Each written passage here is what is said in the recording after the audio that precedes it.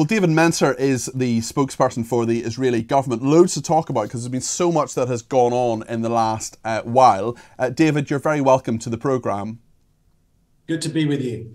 Israel is sustaining an Iran-backed war on three different fronts at the moment. Hamas in Gaza, Hezbollah in the north, and Houthis attacking from Yemen. Tell me what has happened in the last little while, because the Houthis attempted to, and indeed succeeded with one of their shells into Israel, and human error, it appears, means that it wasn't intercepted, although the Israelis have an incredible record of intercepting so many different missiles. And now you're attacking the Houthis. Just tell us about that on that war on those three fronts.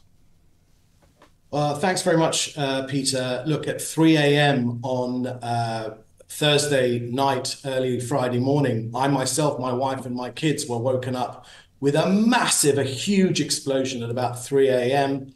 It woke all of us up, where we live, the ground shook, because this was a suicide drone which hit very, very close to us, a couple of 5 minutes walk tops. And what I can only describe as a Marvel movie style explosion outside of our window.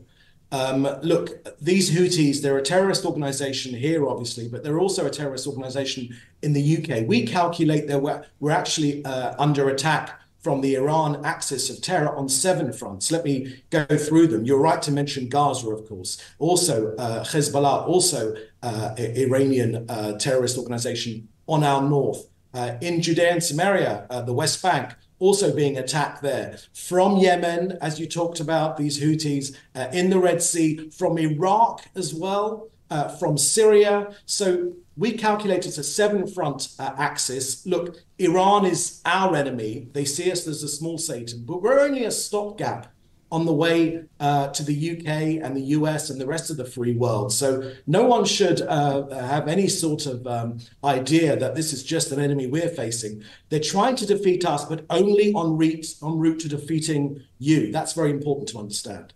I just want to ask you about the hostages. Of course, we never forget the hostages who are still being held by Hamas terrorists in Gaza. And Anthony Blinken, the American Secretary of State, says we are inside the 10-yard line, driving towards the goal line with a ceasefire and hostage deal.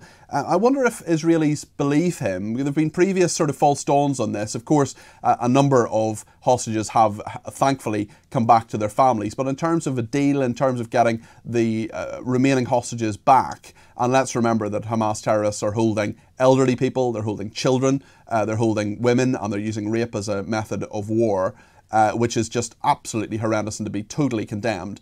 What do you make of Blinken's comments?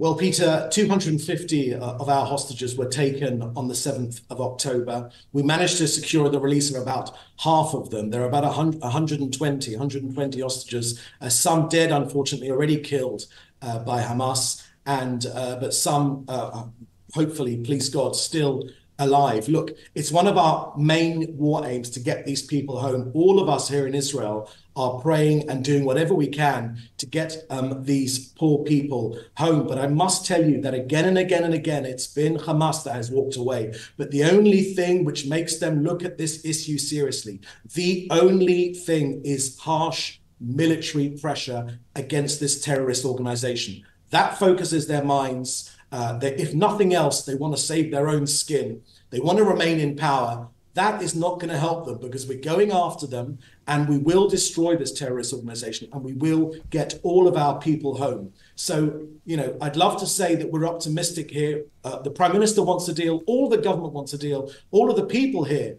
want a deal. But again and again and again, it's been Hamas that have walked away. So let's just be realistic about this.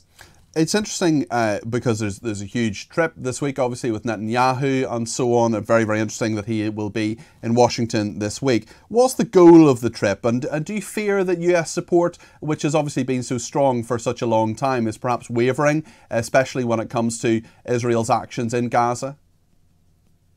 So one of the ambitions of this Iranian terror axis has been to drive a wedge between Israel and the US and its partners in the UK, for instance, and they've worked very hard. That's been part of their strategy. So, Hamas want more of their Gazans to die. That's a key part of their strategy. They think that will turn the West against us. But I must tell you, the primary purpose of the Prime Minister's visit, he will be the fourth time that he will address Congress, more than any other international leader ever.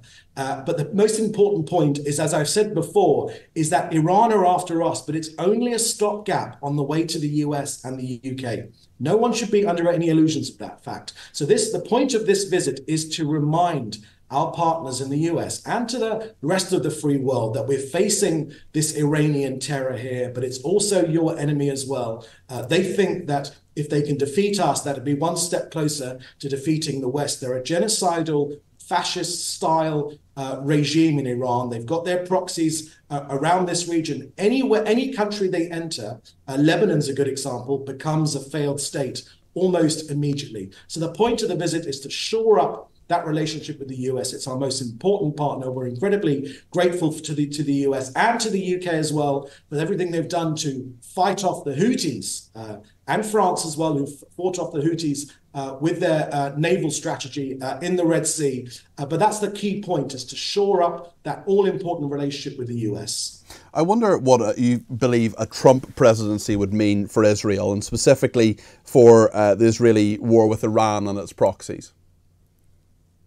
So look, for Israel, the bipartisan nature of the US-Israel relationship is based on two things. Number one, of course, the shared values that we have. We're the only democracy in hundreds of miles in either direction. And of course, shared enemies as well. I talked about Iran. They're our enemy, but they're your enemies, and the US enemy as well. So that bipartisan relationship is extremely important. That said, we're thankful to President Biden for everything that he's done, but it's ultimately up to the US to choose their president. We won't be getting involved in internal US politics. That's the right diplomatic thing to do. But of course, we always remember here in Israel that it was President Trump that moved the US embassy from Tel Aviv to its rightful place in our capital, in Jerusalem. And by the way, it was probably that US consulate which the Houthis tried to target. It was just meters away in Tel Aviv on Thursday night. And he says he's the man who can stop World War III. He says he's the guy who solves conflicts, who prevents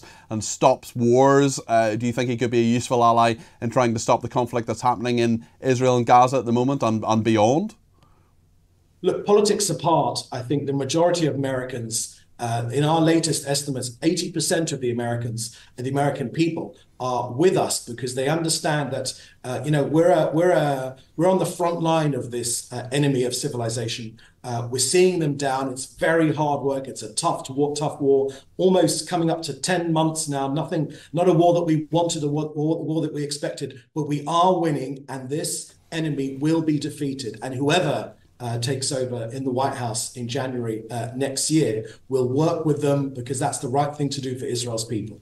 Okay, David, thank you. David Mencer there, who's a spokesperson for the Israeli government.